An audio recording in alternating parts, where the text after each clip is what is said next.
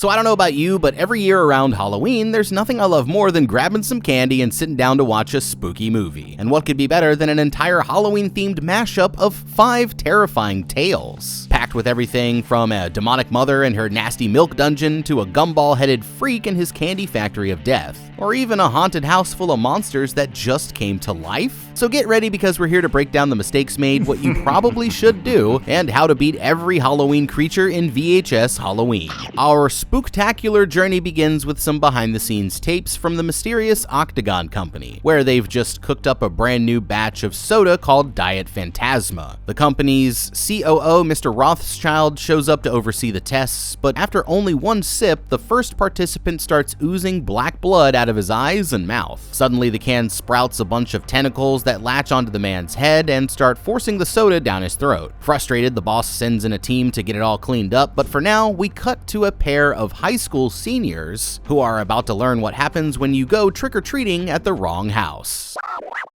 Alright, now I don't know much about making soda, but something tells me they might want to try another formula. This guy probably thought he was in for an easy paycheck, but this taste test was fishy as hell right from the start, don't you guys think? Like, as soon as they asked me to put on a numbered jumpsuit like a player from Squid Game, I'd be starting to wonder what else they had planned. Most normal groups will let you wear regular clothes so you'll feel more relaxed, but the jumpsuits have the exact opposite effects. On a psychological level, they dehumanize the test subjects by reducing them down to just a number, making it easier for the workers to put them in harm's way, while on the flip side, the employees are all wearing ties and lab coats, giving them the sense of implied authority. This creates a power imbalance before anyone's even said a word, and as if that wasn't bad enough, there should be no reason why they'd need to hook you up to a bunch of electrodes just for a simple taste test. Those things are used for measuring things like brainwave activity and stress levels, which would be totally unnecessary for just testing out some new soda. So if he was smart, then Subject 37 here would have just turned around and walked out. But now it looks like the Demon Dew is going to be the last thing he'll ever drink.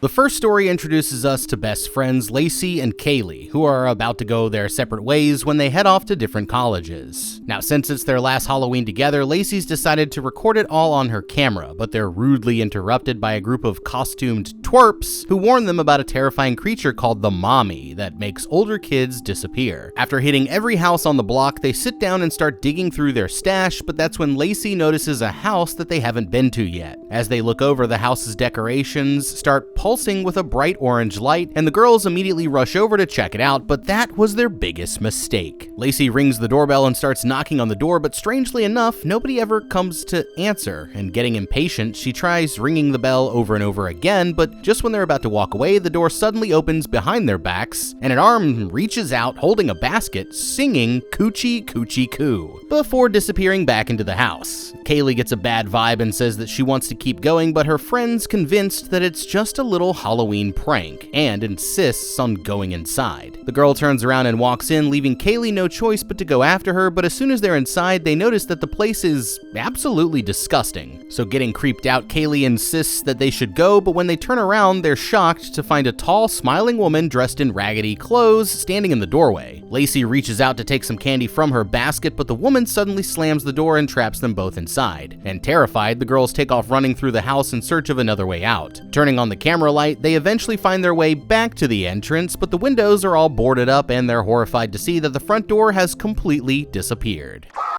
Okay, well, I guess this means that there won't be any candy. Now, this probably seems really obvious, but when you're out trick-or-treating this year, don't be a total moron like these two and let some random stranger lure you into their house. All the chaos and costumes create the perfect opportunity for predators to catch you slipping. And now, thanks to Lacey, it looks like they're trapped in this freak's milk dungeon with no way out. Now, first they need to decide how to handle this mommy creature, and based on what we've seen so far, I think it's safe to assume that she's definitely a threat. Yeah. So now it's best to keep their distance and look for patterns in her behaviors, like if she avoids light or only appears when their backs are turned. The next thing they need to do is find something they can each use as both a weapon and an escape tool while they're searching around the house. Something like a crowbar or a hammer would kind of be perfect, but even a broken chair or a good old metal pipe should do the trick. Now, when it comes to getting the f up out of there, I'd start by trying to pry the boards off of one of the windows, or even just going straight through the wall where the door used to be. Otherwise, we start checking for basements, attics, or anywhere else that might lead to a way out. But if they've tried every practical solution and nothing seems to work, then they'll have to face the possibility that they've been transported to an alternate reality, and that's when things get a little more complicated. Like if it were me, I'd try searching the house for an anchor point for all of this supernatural activity, like a child's toy or an old photograph with some significance to the mommy, and setting that shit on fire to see if destroying it had any effect. Or it's possible that it all stems from some unresolved trauma. So if they search through her belongings and find out what happened and figure out a way to set her spirit free, the house might actually let them go here. As they're wondering what to do next, the girls hear more noises coming from somewhere in the house, and they look over to see the mommy peeking at them from around the corner. Freaking out, they start looking for another exit, but it's not long before they hear a loud crash from the next room, and this time an adult man dressed in a bib and a diaper comes rushing out of the darkness. It looks like the only way out is to go straight past him, so the girls start squeezing by as he stands there gnawing on the wall, but suddenly the man lets out a childlike scream and takes off running into another room. With the path cleared, the girls make their way into the kitchen where they find another girl being force-fed milk through a hose. Naturally, Lacey wants to help her, but right now there's nothing that they can do, so they move her aside and continue ahead. But the mommy's already waiting for them behind the next door, and the girls run straight upstairs as they look for a place to hide. In one of the bedrooms, they find another prisoner and notice from her costume that it's the girl who went missing last Halloween. When they get closer, they see that her face has been transformed to look more like a baby, and she doesn't seem to understand a word they're saying. But when they mention the mommy, the girl starts screaming in fear, and they see the woman coming upstairs to investigate the noise. Moving quickly, the girls circle around and go for the stairs, but they're cut off by the baby man and forced to turn back. Reaching another room, they try blocking the door with some furniture, but the mommy chases them down and forces her way inside, before grabbing Lacey and crushing her ribs as Kaylee struggles to fight her off. The girls manage to get away and slam the door behind them, but with the baby man still blocking the steps, their only choice is to hide in a closet, which is when they hear the mommy singing a lullaby, and Lacey immediately falls asleep. After tracking them down, the mommy crouches over Lacey and places a bib around her neck before taking the girl and dragging her off to another part of the house. Kaylee gets up and chases them all the way down into the house's basement, where she finds the mommy sitting behind a curtain with all of her babies gathered at her feet. Going to Lacey, she tries snapping the girl out of it, but she's already been transformed into one of the babies. And as the mommy starts singing her a lullaby, Kaylee puts the camera down and places her head on the creature's lap, making one tape down with 4 more to go. Okay, I don't really know what's going on with these milk mutants, but you would not catch me eating a bowl of cereal around this bitch. But look, as if dealing with the mommy wasn't bad enough, these baby freaks are certainly completely changing the game.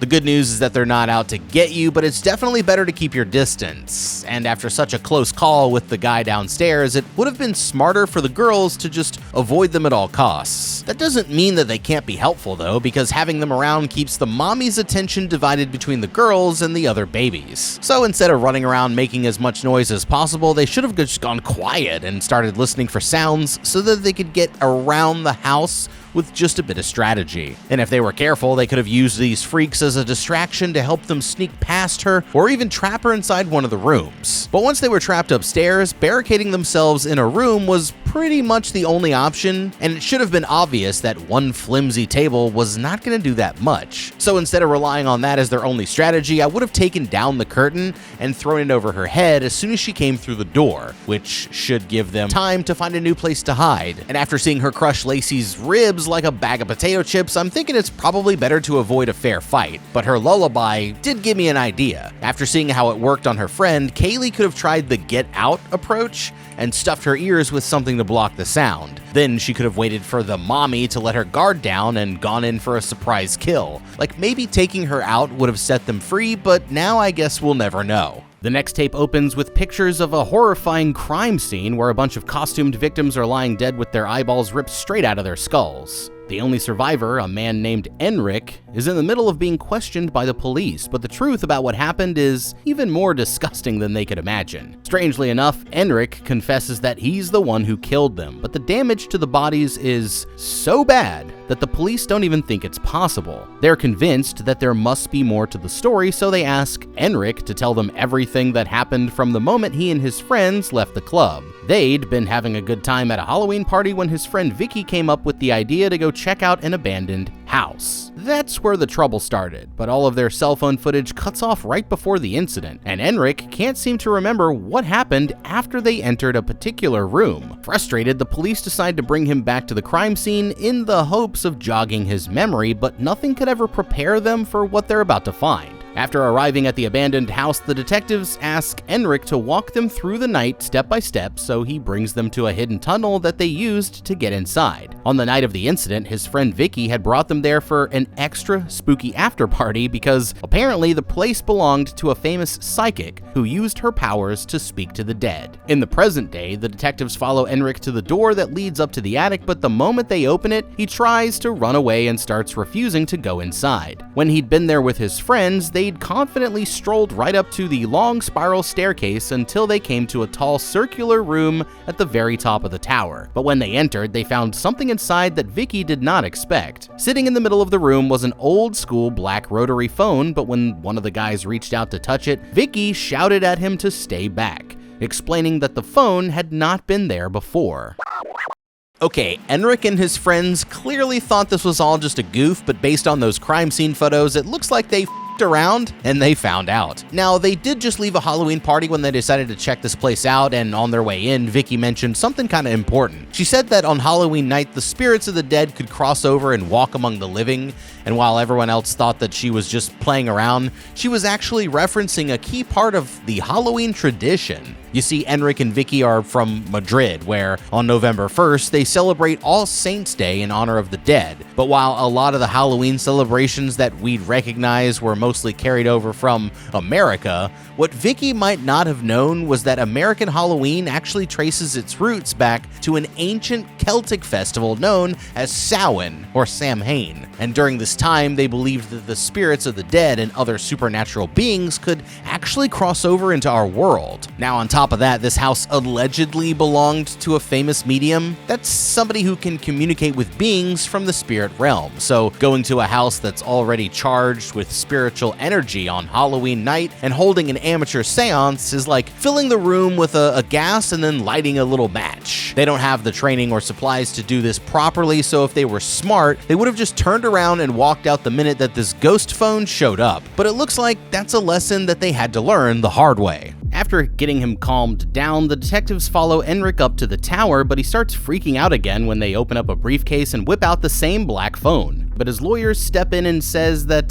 they need to repeat everything exactly how it happened. While they've been exploring the room, Vicky explained that the psychic would use a phone to communicate with the spirits of the dead. That's when Enric noticed some writing on the wall, and turning upside down to read it, he realized that it was Latin for as above, so below. Still treating it like a joke, he started repeating the phrase in his best, spooky voice, but on the third time he says it, the phone starts ringing. This is where the detectives start having some problems with his story because, according to them, the phone was never plugged in. On the night that it happened, they were still convinced that Vicky set the whole thing up, so Enric made his way over to the table and put the phone up to his ear. And you know, for a moment it seemed like nothing was going to happen, but then Enric's expression slowly began to change as a voice started speaking to him from the other side. This is when his body started to tremble as a demonic force slammed the door and trapped them all in the room. But that's when the footage from their cell phones finally cuts out. Back in the present, the detectives force Enric to read the words out loud, and sure enough, they're all taken by surprise when the phone starts to ring. Enric begs them not to answer, but the detectives are still convinced that it must be some kind of trick, so the DA approaches the table and picks up the phone. Confused, the woman says she doesn't hear anything, but suddenly Enric starts convulsing as the door slams shut.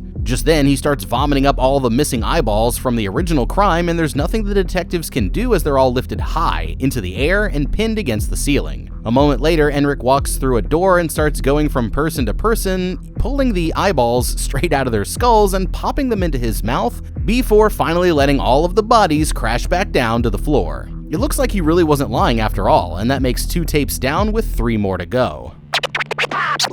Well, I guess it's true when they say that seeing is believing, but it looks like they won't be seeing anything after this shit. They probably should have just locked this guy up and called it a day, but these detectives here just totally f***ed up. Now, we could clown on Enric all day for being the one who started this but I think we all know who the real idiots are. I mean, who's the bigger dumbass? The guy who accidentally summoned a demon, or the guys who forced him to do it again? And it's not like he didn't try to warn you, but you literally dragged him up there and made him repeat the process, even though he told you 100 times that's what got them all killed in the first place. Now, I could understand if you didn't believe him, but as soon as that phone started ringing, I would have gone straight back home and handed in my badge and questioned everything I knew about life. The only reason why you should be picking up a phone at that point is to call the Ghostbusters, but I guess everybody is a skeptic until somebody starts puking up eyeballs. And that when that happens, I think it's pretty safe to say that you f***ed up. Our next story introduces us to a group of friends on their way back from an adult Halloween party. Disappointed that it was all booze and no candy, Haley suggests that they should go trick-or-treating before they head home. And since they're already dressed for the occasion, the others decide to join in. Eventually, they come to a house with a Take One bucket sitting out on the porch, but as they're digging through the candy, they notice that all of the brand names are absolutely bizarre. And when Austin opens up one of the packages, he's astonished to find that the candy bar looks exactly like a realistic chocolate glizzy with no bun. And since this one's a little too chewy, he spits it out and reaches in for another treat. This is when an orange hand reaches up from beneath the candy and starts dragging Austin down into the bowl. Panicking, Josh tries his best to save him, only to end up getting dragged in too, and the girls decide to run for it while they still have a chance. But when Lauren turns around to get the address for the police, the entire bowl comes flying straight at them, and the next thing they know, they're all waking up on the floor of some big empty warehouse with no idea how they got there. As they look for a way out, they notice the same candy bowl sitting on the far side of the room, but when Austin looks inside, all he finds is the one per person note that they all ignored. Just then, a spotlight turns on behind them, and they all turn around to see a bizarre mascot-like figure standing in the center of the room who shouts out "fun size" as they all run for their lives. Alright, this thing is like if Willy Wonka and a sleep paralysis demon fell in love and had a baby, and I'm absolutely not here for it. But all this could have been avoided if Austin had only taken one piece from the candy bowl. According to those ancient Celtic traditions, it's a lot more serious, because the offerings were meant to satisfy supernatural beings. So like, whatever the creature's intentions are, he's clearly the one who dragged them into this up candy factory, which means that it's safe to assume that he's not friendly. And with that in mind, I'd suggest staying as a group and looking for anything they can use as a weapon if he starts trying to pick them off. But as for getting out of this place, I'd start as if it was a regular factory first. So that means looking for exit signs or following the pipes and trying to find a loading bay, or like access some kind of hatch or some other type of emergency exit. But chances are they've been taken to an alternate reality, and in that case, I'd say it's fair to use Austin here as a meat shield, since he's the only one that took an extra piece of candy, and hopefully Fun Size will let everybody go. As they run into the next room, Lauren notices an exit that they almost passed up. The only problem is the door is shut with a padlock, so they'll have to find the key if they want to escape. Surprisingly enough, Austin manages to find it pretty quickly, but just when it looks like they're getting somewhere, Fun Size appears and launches him into the next room before creepily skipping away in the opposite direction. The others hear Austin screaming for help, but by the time that they find him, he's already been locked to a conveyor belt that's slowly moving towards like some kind of horrifying machine. Lauren rushes for the controls while the others try to undo his restraints, but every time she pulls a lever, she just ends up accelerating the process. At the last minute, Josh finds a fire axe and starts looking for a way to set him free, but by then it's already too late, and there's nothing they can do as the machine starts chopping up his body and turning him more into Fun Size's special candy. Josh reaches for the key as the pieces come out the other side, but Fun Size and his little fudge-shaped minion appear in the doorway. Furious, he charges the freak, but Fun Size just spurts out a bunch of gumballs. The creature disappears the moment Josh looks away, but now they've missed their chance to grab the key, so their only choice is to watch as Austin's body parts are covered with chocolate and wrapped in more of those strange packages. Once they come to the other side, they start searching each piece for the right one until Lauren finally opens the right piece and finds the key. They've almost reached an exit when Fun Size's little helper throws a bucket of gumballs on the floor and causes Haley to take a spin. spill, and before they can grab her, she's suddenly dragged back towards the candy machine. Refusing to let her leave her friend behind, Lauren decides to run after them, but when they find her, she's already been hooked to a machine that starts pumping her body full of candy, until it all suddenly explodes straight in her face. Their only choice now is to get the hell up out of there, but when Josh opens the door, they're horrified to discover that it's nothing but a brick wall on the other side. Thinking quickly, Lauren notices an air vent that looks like it could lead out of the building, and using an axe, they're able to pry off the cover and climb inside. Josh goes in first, with his fiancée following close behind. That's when Lauren makes a shocking discovery. It's not a vent, it's a conveyor belt. Realizing that he's doomed, Josh tries making their marriage official right there on the spot. Lauren turns around and confesses that she doesn't want to get married. And that's the last thing Josh ever hears before he's pulled into the machine and chopped into 1,000 little pieces. By a stroke of luck, Lauren manages to escape through another vent and finds herself in the parking lot of the factory, but just when it looks like she makes it out, Fun Size appears and smashes her skull like a water balloon, making 3 tapes down with 2 more to go. Alright, well, it looks like Lauren here just got taken to a world of pure decapitation. Yeah, this might be one of the most embarrassing things I've seen in a while, and I'm not just talking about Austin in his underwear. Now, everything started to fall apart as soon as they split up to look for that key, so it's always better to stick together as a group, especially when there's a gumball-headed demon hunting you down. Yeah, their first real challenge was saving Austin from getting sucked into the meat grinder, and boy did they fail miserably. Like, I feel like this would be obvious, but you should never just start pulling levers if you don't know what they do. I mean, if there's one thing the Saw franchise has taught us, is that if a death trap ever involves a doohickey, you should try to figure out how it works first before you end up making things even worse, kinda like Lauren did here. The best strategy was to just go caveman style and start attacking the machine itself. And between the fire axe and those metal pipes in the corner, they could have easily damaged it or jammed it up enough to save Austin's life. And also, I've got to give Josh some credit for taking the first swing, but after seeing that Fun Size wasn't really affected by regular attacks, we have to switch it up and get creative. If Fun Size is really made of candy, then he'll melt if exposed to high temps. So I'd try knocking him over into like a furnace or something, covering him with molten caramel, or even just finding some flammable liquids to make a good old Molotov cocktail. But of course, the best strategy is always just to get the away, and if Josh hadn't been so busy reciting his entire wedding vows, both of them could have easily had time to escape. The next story finds us at a family video store where the owner Tim runs a service called Kid Prints. It's meant to help in case they ever go missing, and right now business is booming because it's Halloween night and they've had 8 disappearances in the last few weeks. After finishing up with his last customers, Tim heads home early to spend the night with his 2 daughters. The news about the attacks has everyone a little on edge, so Tim's been recording everything that he sees, just in case he happens to catch something on tape. When he gets home, he finds his wife and daughters painting pumpkins in the garage. Despite everything that's happened, he's determined to give the girls a normal Halloween, so he brings them into town for some safe trick-or-treating, supervised by the local police. Now, while they're playing with the neighbors at the park, he learns about another girl from town who just went missing, which is when he notices a man in a costume talking to a girl on the edge of the field. But assuming that it's probably just a dad and his daughter, he decides not to raise the alarm. It's not long before one of the officers waves him over and mentions the teenager who just went missing. Her parents said that the girl had one of his kid prints, so he volunteers to go back and grab the tape right away. It's just after dark when he gets to the shop, and he's only slightly annoyed to see that somebody TP'd the place up. Inside, he notices the sound of a TV coming from somewhere in the back, but as he gets closer, he realizes that it's actually multiple different voices screaming all at once. He finds 4 different monitors playing tapes of terrified victims from all over town, and he's horrified to watch as the man leans down and peels the skin off of somebody's face. This is when he hears a girl's voice shouting at somebody to stop, and as he listens in a little closer, he realizes that it's coming from inside the store.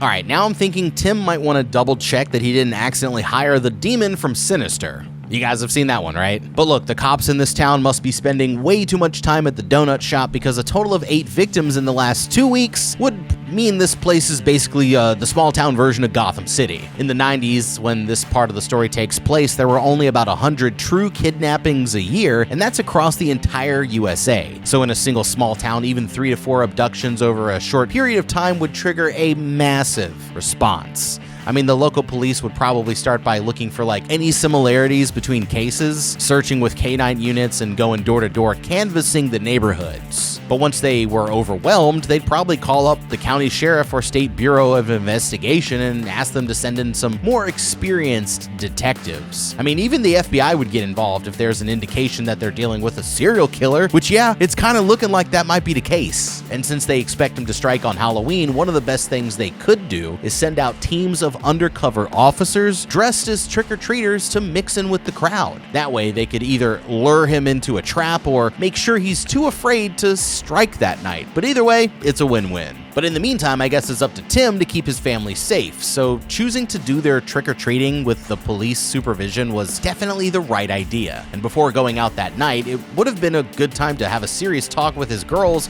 about the realities of stranger danger.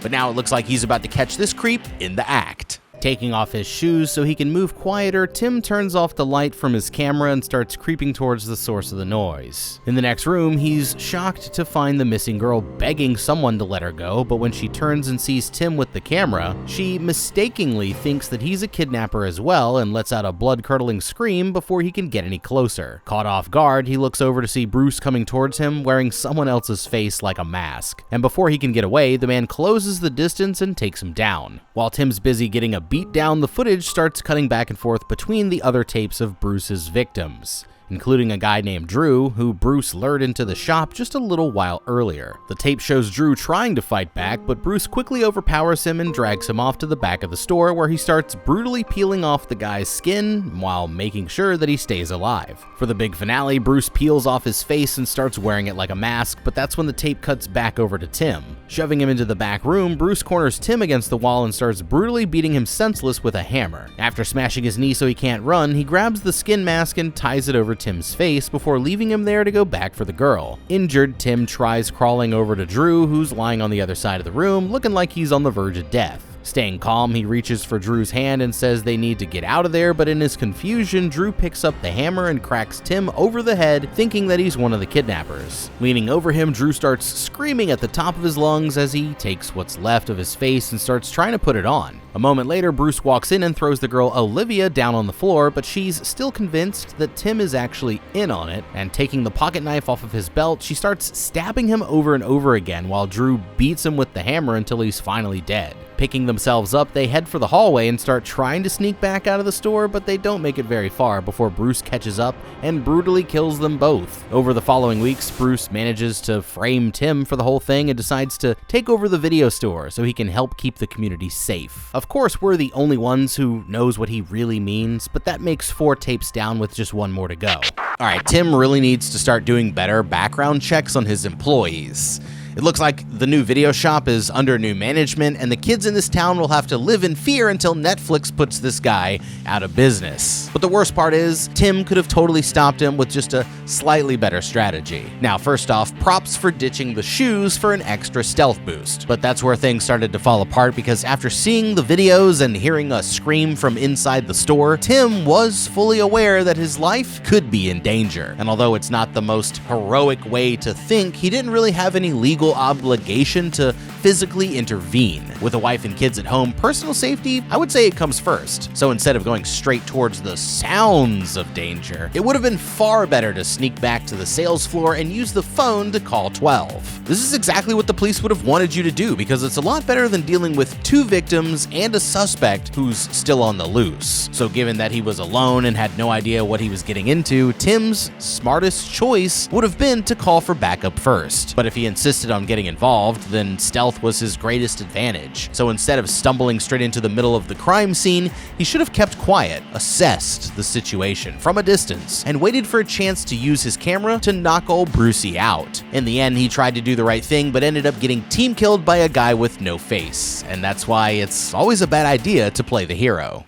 The final tape starts with some old footage of a Halloween enthusiast named Keith and his son Zach setting up their annual haunted house. They've been putting on the show every year since Zach was little, but now that he's all grown up, he's kind of starting to lose the Halloween spirit. With some help from his wife Nancy, Keith's finally able to drag his son to the thrift store in search of some more props. As they're looking around, he sneaks into an employees only area in the back of the store where he finds an old vinyl record called Halloween Horrors. It looks like the perfect soundtrack for the big event, so he pops it into his bag and decides to bring it home, but he has absolutely no idea what he's about to unleash. Back at home, he shows his son the record and flips it over to read the spooky warning on the back, and he's all jazzed up to start the show, but Zach is still making it obvious that he couldn't care less. Now it's officially time for the first tour, and while Zach's filming every second for his dad, he's surprised to find his crush Ashley waiting in line. Following the hosts inside, they find themselves in a dimly lit room with an old record player on the table. And as Keith starts the show, his wife places the record on the turntable and starts it up. At first, it doesn't sound very spooky at all, but everything changes as the lights start to flicker, and the tape keeps spinning faster and faster. Playing into it, Keith keeps giving his speech, but as he reaches the end, objects start flying off the walls, and the record player suddenly bursts into flames as the room goes dead quiet. The couple has no idea what's happening, but everyone else just thinks it's part of the show, and they all follow this grumpy old man as he leads the way into the next room. Stepping through the door, they find themselves in a haunted graveyard, but the moment they're all inside, the door suddenly shuts them in. Worried, Keith starts trying to get it open, of course, but all of a sudden one of the ghosts swoops down on top of the old man and brutally twists his body until blood starts pouring out on the sheets. Clearly terrified, everyone starts running for their lives as the ghosts start tearing people apart, but a few of them manage to make it to the next room. This time they find themselves in an ancient mausoleum, but while Keith's looking for a way out, a trio of flesh-eating ghouls start rising up from their graves. Okay, I think it's safe to say that Halloween is Hallow-ruined, and it all could have been avoided if my boy Keith here didn't steal a damn evil record from the thrift store. Now look, they should have just gone out the front door as soon as the record spontaneously combusted, but now it looks like they'll have to fight their way through the entire maze, and they've got about 2 seconds before these zombies start eating people alive. It seems like the best strat here is to just get out of the way and use the other survivors as meat shields until somebody opens the door. They don't have a lot of room to work with, but they can use that tomb in the middle as a barrier to create some space. And for weapons, they can either use a piece of broken stone to go for the head, or try to knock them off balance and use the walls and floor to finish the job. Now, Keith and Zach already know what to expect around each corner, so that should help them get through the rest of this alive. And from the way the maze looks from the outside, it doesn't look too hard to knock down a wall. So once they're out of this room, they should look for a place that they can force their way out. Then all that's left to do is get back to the record player and play the record in reverse and freestyle a quick counterspell to close the portal, and that should hopefully turn these things back into harmless props. As Keith's trying to open the door, the monsters start climbing out of their tombs and massacring anyone who can't get away. Even Zach's crush is horrifically ripped apart right in front of him, but there's nothing that they can do besides keep going into the next room. On the other side of the door, they get a quick second to catch their breath, and Zach realizes that the record must have brought these creatures to life. Just then, this girl Brittany takes off running down the hall, but Keith races after her, realizing that she's just gotten into the torture chamber. At first, they can't really see anything, but a flash of electricity lights up the room, and they realize that she's been strapped to the electric chair. All of a sudden, the executioner starts attacking them with his axe, but the couple works together and manages to take him down with his own weapon. It's too late to save the others, so Keith leads them to the next room where they come to an old shack in the middle of a swamp. Realizing they've just reached the witch, Zach refuses to go any further, but while they're distracted, the only other survivor gets lured into the house. Rushing after her, Keith bursts through the door and chops the creature with an axe, but she disappears in a puff of green smoke and starts attacking them from behind. Fighting back, Nancy grabs the witch's head and forces it into the boiling cauldron, but just when it looks like they've escaped, the witch comes flying out on her broomstick and snatches the camera out of Zach's hands. Cackling, she flies down the street, massacring anyone who crosses her path before disappearing into the night sky as the giant ogre from the front entrance starts coming to life. And that brings an end to the last of our 5 tapes. As the credits roll on our Halloween journey, we see a commercial for the new and improved Diet Fantasma, made with 100% real ghosts, of course. But something tells me there might be some side effects, so personally, I think I'll stick to candy instead. VHS Halloween. And yeah, man, another solid entry into the franchise, I gotta say. I was actually, apparently, I just found the first movie in the franchise here, which I am gonna have to rewatch because it's been such a long time. I know there's the people that don't really like it, but I do, okay? But I gotta say, this new VHS Halloween was, you know, pretty legit, and I wonder what they're gonna do next Halloween. But yeah, if you guys would have done anything differently in today's video, then you need to let me know what the hell that would have been down in the comments below. Thank you guys so much for watching. Leave a like and subscribe, and check out that How to Beat playlist for more videos just like this one. I'm your boy. We'll see you in the next video, and have a fucking good-ass day.